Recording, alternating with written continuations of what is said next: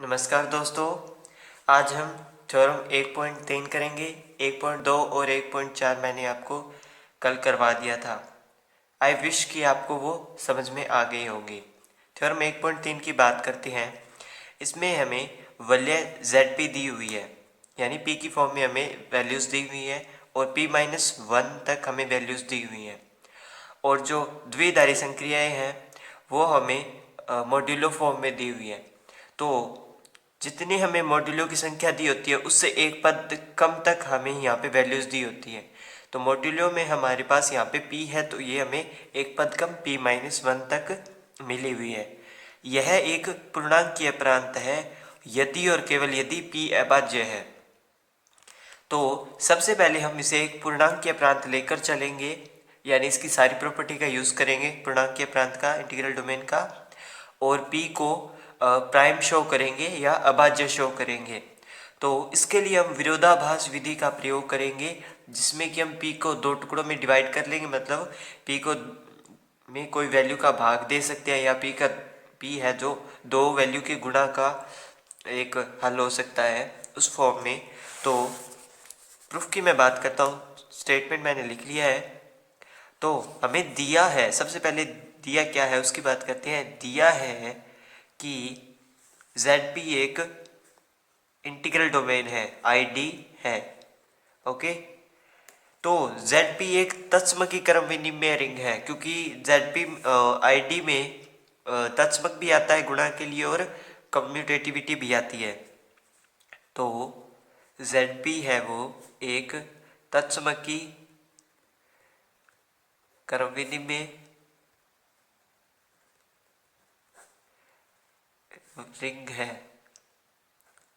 इसके अलावा तथा इसमें शून्य के भाजक विद्यमान नहीं है, यानी रिंग विदाउट जीरो डिवाइजर है, के भाजक विद्यमान नहीं है। जिसका मतलब होगा तब माना, यानी इसका मतलब क्या होगा, ए बी ZP के हैं तो A डॉट B का जो मल्टीप्लाई होगा वो ज़ीरो होगा, लेकिन या तो A ज़ीरो होगा या B ज़ीरो होगा, दोनों में से कोई एक ज़ीरो होगा, दोनों ज़ीरो नहीं होंगे। अब हमें शो करना है, टू शो P अभाज्य है या प्राइम है। तो इसके लिए हम विरोधाभास विधि का प्रयोग करेंगे। संभव है, यदि संभव है तो मैंने क्या किया, संभव है तो माना P प्राइम नहीं है, अभाज्य नहीं है। अर्थात इसका मतलब है कि P को दो टुकड़ों में डिवाइड कर सकते हैं या दो संख्याओं के गुणा के रूप में लिख सकते हैं। तब P को दो संख्याओं के गुणन के रूप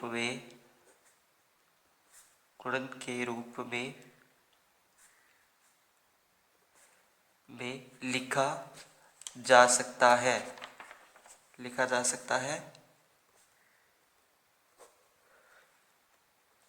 तो मैंने क्या किया, P1 और P2 को दो गुणा के फॉर्म में लिख दिया।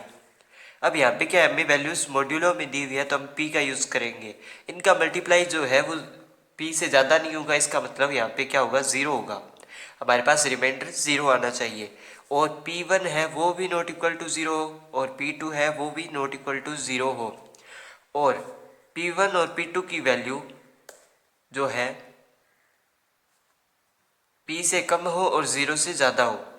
ये ज़ीरो के इक्वल नहीं आएगा, सॉरी, मैंने यहाँ पे, ये दोनों इक्वल हो सकते हैं लेकिन P1 P2 ज़ीरो से तो ज़्यादा होंगे, लेकिन P से उनकी वैल्यू कम होगी। तो यहाँ पे इनकी वैल्यू है जो P के बराबर आनी चाहिए। और P1 क्रॉस P2, यानी इनका भाग देने के बाद ज़ीरो बचना चाहिए जो वैल्यू है। अर्थात P1 P2 is equal to zero. अतः इसमें शून्य के भाजक विद्यमान है। तो इस प्रकार से ये शो हो गया कि मतलब दो के मल्टीप्लाई से ज़ीरो आ गया, जबकि यहाँ पे हम दोनों ही नॉन ज़ीरो लेके चल रहे हैं तो इसमें रिंग विद ज़ीरो डिवाइजर आ गया। तो इसका मतलब क्या हुआ, क्योंकि P1 P2 तो हम नॉन ज़ीरो लेके चल रहे हैं फिर ये P1 और P2 0 कैसे आ गए, अर्थात ये उसका विरोध कर रहा है। जबकि हमें दिया हुआ है कि ZP में एक पूर्णांकीय प्रांत है, यानी ZP एक ID है और उसमें रिंग विदाउट जीरो डिवाइजर का यूज़ होता है जिसमें शून्य के भाजक विद्यमान नहीं होते हैं। अतः P एक अभाज्य संख्या है क्योंकि ये इस चीज़ का विरोध कर रहा है। मतलब हमने यहाँ पे नॉन ज़ीरो माना था इन दोनों को और ये हमारे पास ज़ीरो आ गया, तो ये इस चीज़ का विरोध कर रहा है। इस प्रकार क्या हुआ कि P है जो अभाज्य है, यानी P भाज्य नहीं है। P को दो संख्याओं के गुणन के रूप में नहीं लिखा जा सकता। अब हम इसका उलट करते हैं। अब हम P को अभाज्य लेकर चलेंगे। P अभाज्य है और ZP को ID प्रूव करेंगे। ID प्रूव करने के लिए हमें क्या करना होगा, इसमें ring without zero divisor show करना होगा, यानी शून्य के भाजक विद्यमान नहीं है। जब P अभाज्य है तब माना कि फॉर ऑल A और B है वो बिलोंग करते हैं ZP में, और मैंने ये पहले मान के चल रहा हूँ कि A है वो नॉट इक्वल टू ज़ीरो है। Next page. तो क्रॉस संक्रिया लगाएंगे A और B में, तो मॉड्यूलो के कारण वो ज़ीरो आनी चाहिए। अगर वो ज़ीरो नहीं आती है, मतलब इनका जो भी हल आए, मान लो ए बी का मल्टीप्लाई किया तो हमारे पास ए बी आया, तो उसमें पी का भाग जाएगा ताकि वो पी से अधिक ना हो। तो या तो पी ए में भाग देगा या पी बी में भाग देगा। चूंकि ए तो हम नॉट इक्वल टू ज़ीरो लेके चल रहे हैं, तो ये संभव ही नहीं है कि ये वाली वैल्यू ज़ीरो हो जाए। तो P का भाग है वो B में जाएगा और B बराबर ज़ीरो आ जाएगा। अगर ये ज़ीरो तभी आएगा जब B की वैल्यू है वो P के इक्वल हो, ठीक है, क्योंकि हमारा जो ज़ीरो यहाँ पे हम लिखते हैं वो रिमाइंडर ही बचता है लास्ट में, यानी जो शेष राशि बचती है उसे हम लिखते हैं शेषफल। तो इस प्रकार ये हुआ कि हमने यहाँ पे a not equal to zero है और ये b इक्वल टू ज़ीरो है, यानी a dot b is equal to zero था, लेकिन a not equal to zero है और b इक्वल टू ज़ीरो है। यानी इस प्रकार से हमने प्रूव कर दिया कि इसमें शून्य के भाजक विद्यमान नहीं है, यानी एक नॉन ज़ीरो है, एक ज़ीरो है, इन दोनों का मल्टीप्लाई हमारे पास ज़ीरो आ रहा है। इसके बाद हम थ्योरम 1.5 की बात करेंगे। पूर्णांकीय प्रांत और क्षेत्र में संबंध में यह थ्योरम 1.5 है। प्रत्येक फील्ड अनिवार्यतः एक डोमेन होता है, परंतु इसका विलोम सत्य नहीं है। यानी हमें क्षेत्र को प्रांत या डोमेन प्रूफ करना है, फील्ड को डोमेन, लेकिन डोमेन है वो हर बार फील्ड नहीं होता है। तो चलिए थ्योरम प्रूफ करते हैं। थ्योरम 1.5, ये थ्योरम 2018 में आई हुई है MGSU के एग्जामों में। तो प्रूफ की बात करते हैं। यदि F प्लस क्रॉस एक क्षेत्र है, अगर वो क्षेत्र है तो उसकी क्या प्रॉपर्टी है वह बताएंगे, है तब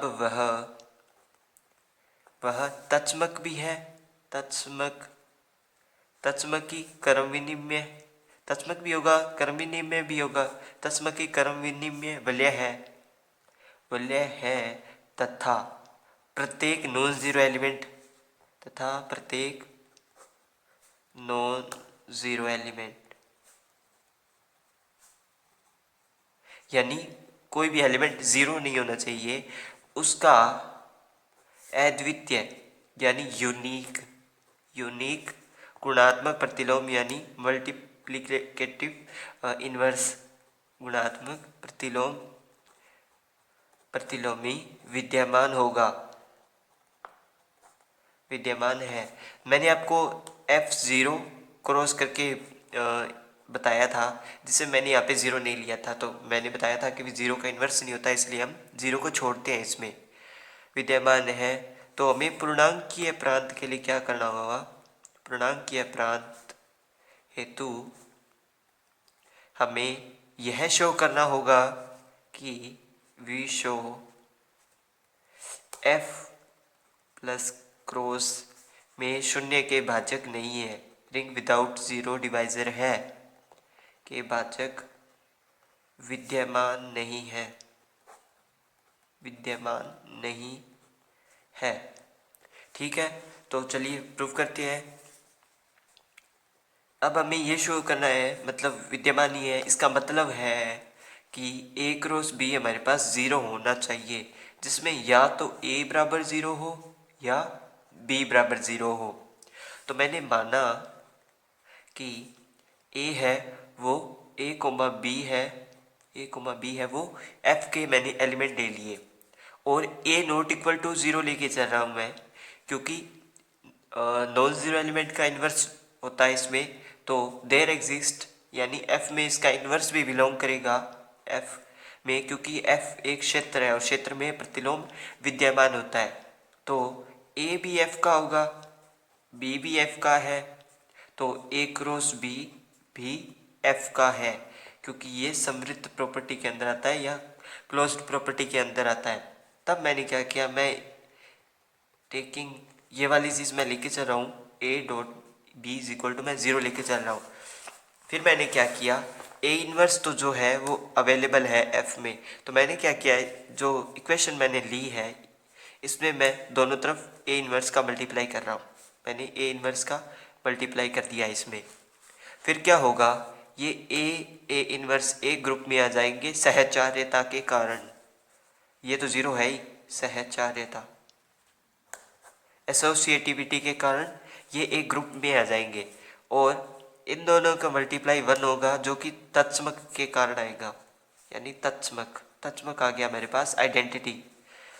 तो b बराबर ज़ीरो प्रूव हो गया। a हम नॉन ज़ीरो लेके चल रहे थे और b ज़ीरो प्रूव हो गया, तो a डॉट बी बराबर में ज़ीरो, यानी इसमें पूर्णांक के प्रांत विद्यमान है, पूर्णांक के प्रांत प्रूव हो गया, क्योंकि इसमें हमने ये शो कर दिया कि रिंग विदाउट जीरो डिवाइजर है, यानी ए डॉट बी ज़ीरो है, लेकिन ए ज़ीरो नहीं है, बी ज़ीरो है, दोनों में से एक एलिमेंट ज़ीरो है। अब हम क्या करेंगे, इसका उलट प्रूव करेंगे। हम जानते हैं कि z प्लस क्रॉस है वो एक आईडी है या इंटीग्रल डोमेन है, इंटीग्रल डोमेन है, क्योंकि मैंने आपको पहले बता दिया था वी जेड है वो एक इंटीग्रल डोमेन होता है, लेकिन यह एक क्षेत्र नहीं है, यह एक क्षेत्र नहीं है, क्योंकि एक और माइनस एक के को छोड़कर किसी अन्य अवयव का, इसमें छोड़कर किसी अन्य अवयव का इसमें प्रतिलोमी विद्यमान ही नहीं है, प्रतिलोम विद्यमान नहीं है, तो यह एक तरीके से एक क्षेत्र प्रूव नहीं होगा, क्योंकि मल्टीप्लाई के लिए इसमें प्रतिलोम या इन्वर्स होना ज़रूरी है। इसके बाद हम थ्योरम 1.6 की बात करते हैं। थ्योरम 1.6 ये रही, इम्पोर्टेंट थ्योरम है। शून्य भाजक रहित एक परिमित क्रम विनिमय वलय एक क्षेत्र होता है। मोस्ट इम्पोर्टेंट थ्योरम है ये, और ये 2020 में भी आई है, जो अभी हमारे अक्टूबर में एग्ज़ाम हुए थे, तब मैं इसे पढ़कर गया था और ये लकीली आ गई थी उस टाइम, और मैं डिट्टो छाप के आया था। 2016, 2019 और 2020 में भी आई है। मोस्ट इम्पोर्टेंट थ्योरम है ये, रिपीट हो गई है ये। तो इसमें क्या है कि शून्य भाजक रहित एक क्रम विनिमय वाले एक क्षेत्र होता है, तो r प्लस क्रॉस एक परिमित क्रम विनिमय तथा शून्य के भाजकों रहित वलय है, यानी r प्लस क्रॉस है वो एक परिमित वलय है और उसमें शून्य के भाजक विद्यमान नहीं है। तो एक क्षेत्र की भी ये बात कर रहा है, वलय एक क्षेत्र होता है, यानी ये क्षेत्र की बात कर रहा है, तो क्षेत्र की क्या प्रॉपर्टी होगी वो लिख रहा हूँ। क्षेत्र में क्या होगा, r प्लस क्रॉस एक क्षेत्र होता है या होगा यदि इसमें गुणन तत्समक के लिए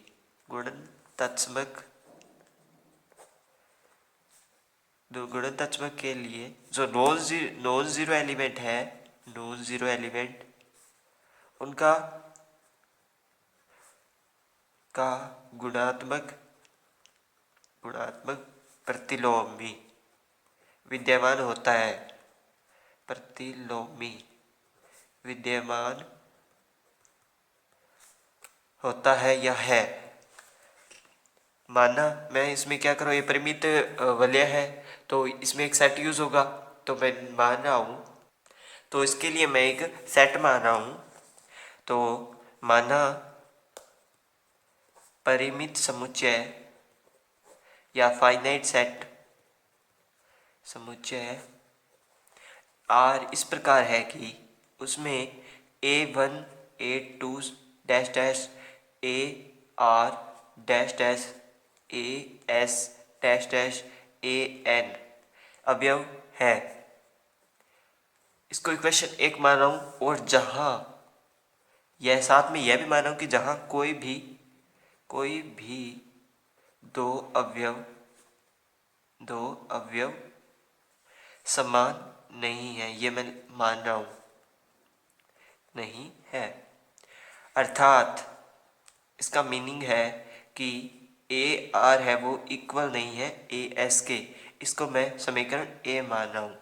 अब मैं इसमें से ही कोई एक एलिमेंट ले रहा हूँ AI, जो कि R से ही है, जहाँ जो AI है वो नॉट इक्वल टू 0 है, और ये सवेच्छ अवयव है जो मैंने अपने लिए माना है या अपनी ओर से मान रहा हूँ अवयव है।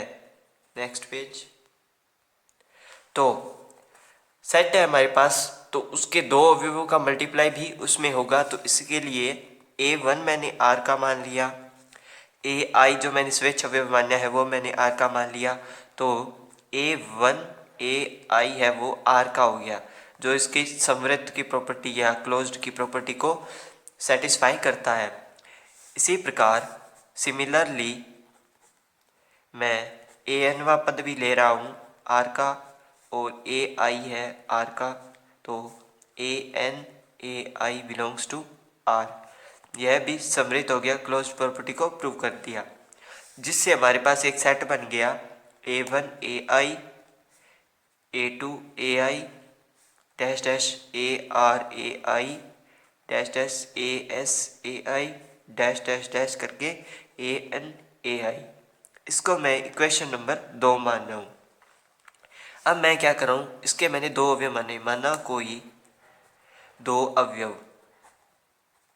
अवयव लिए मैंने इसके AR AI is equal to AS AI। देखिए उसमें AR AS दोनों इक्वल नहीं थे, लेकिन यहाँ पे मैं लेके चल रहा हूँ ये दोनों इक्वल है, क्योंकि इनके साथ AI का मल्टीप्लाई हो गया, तो हो सकता है इसमें कुछ अदला बदली हो। तो इसको देखने के लिए मैंने AR AI इन दोनों में से AS AI दोनों तरफ माइनस कर दिया, AS AI इधर भी माइनस कर दिया, तो प्लस की प्रतिलोमी प्रॉपर्टी होने के कारण इधर तत्समक आ जाएगा, इस दिशा में तत्समक आएगा, AR AI minus AS AI is equal to 0। अब मैं क्या कर रहा हूँ, बंटनता को विपरीत लेने पर AR माइनस AS लिया, तो मेरे पास AI इधर कॉमन आ गया 0। ये बंटनता की प्रॉपर्टी से मैं कर रहा हूँ, ये प्रॉपर्टी साइड में लिखना ज़रूरी होता है, और एक तरीके से सवाल एकदम सेट लगता है, चाहे थ्योरम हो वो एकदम सेट लगती है। तो यहाँ पे क्या है, AI है वो ये दोनों है, इन दोनों का मल्टीप्लाई वो 0 के इक्वल है। AI मैं पहले से ही नॉट इक्वल टू 0 लेके चल रहा हूँ, तब क्या होगा, तब AR माइनस AS है वो 0 के बराबर होगा, क्योंकि ये वलय है जो परिमित वलय है और ये शून्य के भाज्य को रहित है। ये हमें मैंने आपको पहले बता दिया है, ये शून्य के भाज्य को रहित है, इसका मतलब ये 0 नहीं है तो ये 0 के बराबर तो पक्का होगा, यानी ये शून्य के भाज्य को रहित है। तब मैंने क्या किया, दोनों तरफ AS जोड़ दिया, दोनों तरफ मैंने AS जोड़ा, तो 0 प्लस AS। यहाँ पे क्या होगा, प्रतिलोमी की प्रॉपर्टी के कारण ये दोनों आपस में कट जाएंगे और AR is equal to AS prove हो गया, जो कि हमारी पहली समीकरण इक्वेशन 1 में जो हमने अवधारणा मानी थी कि AR है वो AS के इक्वल नहीं है, उसके विरोध में है। तो ये चीज़ शो कर रही है कि जो हमने ये वाला सेट माना है, ये वाला सेट और ये वाला सेट ये अलग अलग नहीं है, ये दोनों सेट एक ही हैं। तो समीकरण समीकरण 1 व 2 एक ही समुच्चय को प्रदर्शित करते हैं।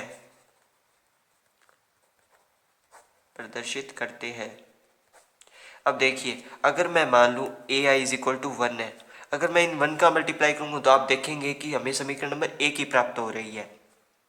तो r is equal to a1 से लेकर ar as an, इसके इक्वल में क्या है, a1 ai से लेकर dash dash ar ai dash dash ai as dash dash an ai, यानी ये दोनों इक्वल प्रूव कर दिए।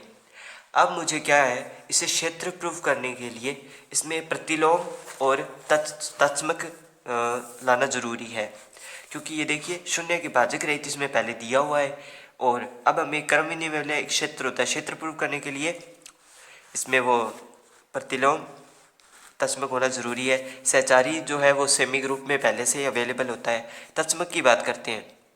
तत्समक मैंने क्या किया, ai है उससे तो मैं लेके चल ही रहा हूँ, r में ai है वो नॉट इक्वल टू 0 पहले से माना हुआ है, माना एक के तत्समक के लिए मैंने एक एलिमेंट मान लिया a के r, तो ai a के इज इक्वल टू ai आया मेरे पास, या इस तरीके से भी मल्टीप्लाई करेंगे तो इसको मैं इक्वेशन नंबर 3 मान रहा हूँ, यानी a के को मैं एक तरीके से तत्समक का अवयव लेके चल रहा हूँ। अब मैंने माना कि y बिलोंग करता है r में, तब y is equal to am ai, y में r का अवयव लेके चल रहा हूँ और y की वैल्यू ये है, तो y का अगर मैं मल्टीप्लाई तत्समक के साथ करूँगा तो मेरे पास क्या आया, am ai a के तत्समक है, तो मेरे पास क्या आया, am ai वापस आ गया, क्योंकि ai a के जो है वो यहाँ से देखिए ai प्राप्त हो रहा है, हमें इन दोनों के मल्टीप्लाई से हमें ai प्राप्त हो रहा है इस समीकरण से, तो वापस मेरे पास y आ गया इक्वेशन 4 से, y a के इज इक्वल टू y, तब a के है जो गुणन तत्समक प्रूव हो गया, हमने इससे प्रूव कर दिया भी ये इसका तत्समक अवयव है। अब हम प्रतिलोम की बात करते हैं। प्रतिलोम में क्या है कि there exist for all aj है वो एक r का अवयव है, मैंने माना aj का अगर मैं मल्टीप्लाई ai से करूँगा तो मेरे पास ak यानी तत्समक आएगा, और ai aj ये दूसरे क्रम में, अतः aj है वो प्रत्येक शून्येतर अवयव यानी नॉन जीरो एलिमेंट अवयव का प्रतिलोमी है या इन्वर्स है, अतः यह r है जो यह एक क्षेत्र हमने प्रूव कर दिया। a inverse is equal to 1 होता है, तो यहाँ पे अगर मैं a की वैल्यू 1 मान लूँ और इसके aj है वो इन्वर्स a का इन्वर्स 1 ही होगा, तो हमारे पास 1 आ गया, तत्समक a के आ गया गुणन तत्समक, इस प्रकार ये प्रूव हो गई। इसके बाद थ्योरम 1.7 है, वो हम कल वाली वीडियो में करेंगे और इसके बाद इसके एग्जाम्पल्स और उदाहरण करेंगे। अब लक्षण भी इसमें आएगा। वीडियो देखने के लिए धन्यवाद।